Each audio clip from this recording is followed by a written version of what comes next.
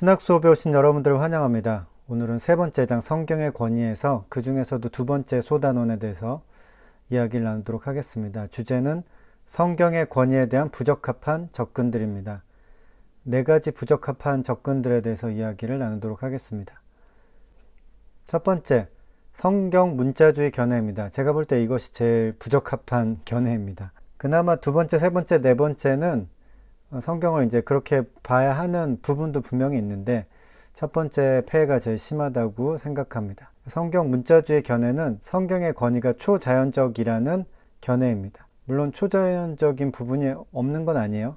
하지만 문제는 이제 모든 글자 하나하나, 모든 문장 한 문장 한 문장, 심지어 점 하나까지도 초자연적인 권위를 가지고 있다는 것이 문제입니다. 그럼 성경의 문자 하나하나가 다 하나님의 말씀이라고 이제 주장하는 견해이고요. 근대주의 비판에 맞서서 성경의 권위를 옹호하기 위한 견해이기는 합니다. 하지만 이게 너무 지나쳤죠.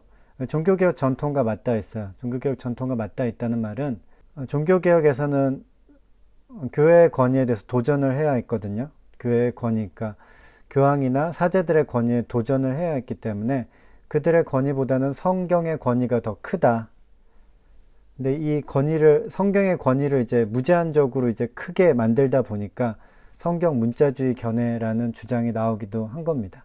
그래도 일단은 종교개혁 전통과 맞닿아 있긴 합니다. 그래서 꽤 많은 개신교 보수주의 쪽에서 성경 문자주의 견해를 채택하기도 하죠.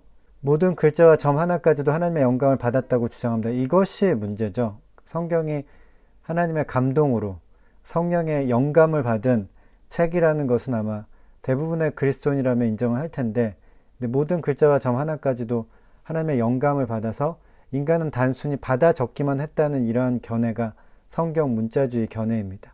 이런 견해는 부적합하다고 이제 밀료레가 말하고 있습니다. 성서 문자주의 문제에 대해서 이제 이야기를 해보면 크게 두 가지를 이야기하고 세 가지를 이야기한다고 할 수 있을 것 같아요. 첫째는 하나님의 말씀과 우리 사이의 연결 고리를 끊어버립니다.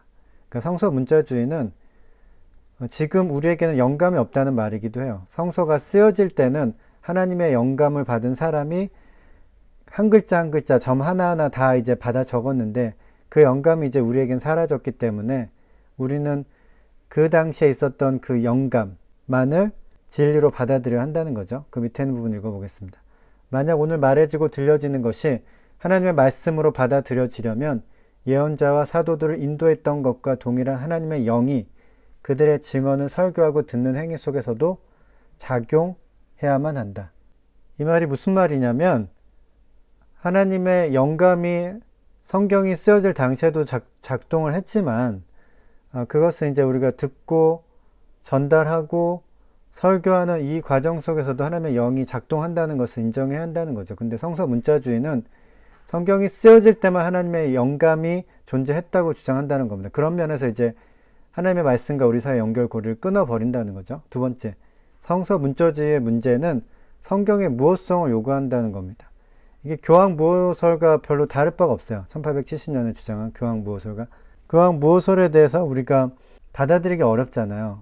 교황도 인간인데 어떻게 무호할 수가 있겠습니까? 성경도 마찬가지로 그런 무호성을 말하기가 어렵습니다. 밑에 한번 읽어보겠습니다. 무한 교도권 혹은 무한 성경을 주장하는 교회에서는 성경이 자유롭게 하며 생명을 살리는 말씀으로 더 이상 역사하지 못한다는 점이다.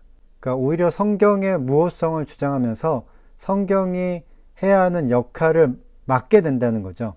이것이 이제 성서 문자주의 문제입니다.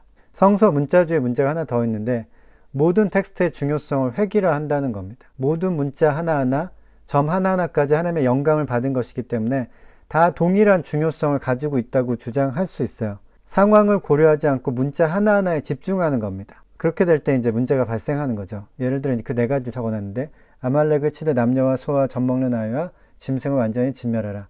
종들은 상전에게 순종하라.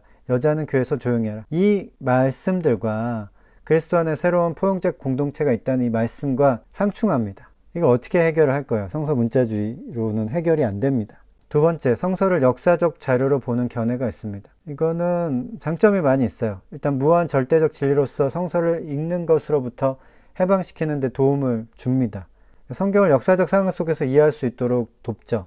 모든 글이라고 하는 것은 그 상황 속에서 쓰여지는 겁니다. 그 상황을 무시하면서 글자를 읽을 수는 없는 거죠. 근데 성서를 역사적 자료로 보는 견해는 그런 큰 컨텍스트 안에서 성서를 보게 하는 거죠. 그런 점에서 큰 장점이 있다고 볼 수 있습니다. 문제점은 성경의 내러티브가 사라지고 역사적 사실만 남게 된다는 겁니다. 성서를 그냥 역사책 중에 하나로 보는 것이기 때문에 내러티브를 다 없애고 이야기를 다 없애고 역사적 사실만 남기려는 경향을 가지고 있고요.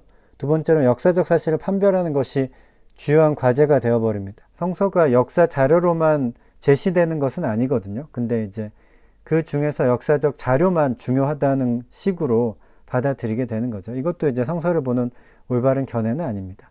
성경을 종교적 고전으로 보는 견해. 성경은 위대한 문학 작품이라고 보는 거죠. 저도 이런 생각에 참 동의하는 편입니다. 위대한 문학 작품이기는 해요. 근데 고전이 인간의 문화 영역에서 차지하는 권위와 비슷한 권위를 성경이 가진다고 주장하는 건데 이거는 문제가 있습니다. 수많은 고전들이 있잖아요. 그 고전들 중에 성경도 하나이다 라고 보는 것은 올바르진 않은 것 같습니다. 문학 작품에서 예수의 십자가 부활은 아무런 문제가 되지 않죠. 하지만 그런 문학 작품과 다른 점이 있어요. 성경은 부활한 예수를 믿고 있는지를 물어봅니다. 신앙이 있는지를 물어봅니다. 그 신앙에 참여할 것인지 물어봅니다. 그러니까 성경이 단순히 문학 작품은 아니에요. 문학 작품 속에서 너희 문학 작품에 참여할 거야? 라고 물어보진 않잖아요. 그러니까 성경은 위대한 문학 작품과는 확연하게 차이가 있습니다. 성서는 우리의 구원을 위한 살아계신 하나님의 행동에 대한 규범적 증언이다. 라고 이제 밀리오레가 쓰고 있는데, 그러니까 위대한 문학 작품으로만 볼 수는 없다는 거죠. 우리의 구원과 관련되어 있는 하나님의 행동에 대한 증언이라는 겁니다. 네 번째, 개인적인 경건서로 보는 견해입니다. 이건 역시 장점이 있어요. 장점을 적어놨습니다. 스콜라 신학의 사변, 근대 역사주의 과거 사실에 대한 집착, 문학적 접근에 무심한 신미주에 맞서는 견해입니다. 사변적인 견해라고 하는 것은 그냥 형이상학적인 이야기에 불과하다, 신에 대한 이야기, 과거 사실을 거론한 그 역사책에 불과하다, 이것도 이제 올바른 것은 아니고 그냥 문학적으로 아름답잖아, 그런 책은 아니라는 거죠. 그러니까 개인적인 경건서라는 것은 개인의 구원을 위한 성경의 역할에 집중하는 겁니다. 성경은 나한테 말씀하면 나를 설득하는 책이라고 받아들이는 거죠. 그 예수님도 나를 위해 죽으셨다라고 믿는 겁니다. 근데 개인적인 경건서로 받아들일 때 문제점은 그 개인적인 차원으로 축소되어 버린다는 거죠. 그래서 공동체와 세계를 위한 성경의 의미가 사라질 수 있습니다. 교회와 신학의 퇴보를 일으킬 수 있기 때문에 개인적인 경건서로 보는 것은 문제가 있죠. 그래서 네 가지 견해에서 제가 제일 문제가 된다고 생각하는 견해는 성서 문자주의 견해입니다. 그리고 그 외에 역사적인 책으로, 역사책으로 보는 견해나 종교적 고전으로 보는 견해, 개인적인 경건서로 보는 견해는 어느 정도는 받아들일 수 있어요. 성경의 권위에 대한 부적합한 접근들 네 가지에 대해서 알아봤고, 그 중에 첫 번째 성경 문자주의에 대한 문제점을 가장 크게 지적한 그런 소단원이었습니다. 들어주셔서 감사합니다.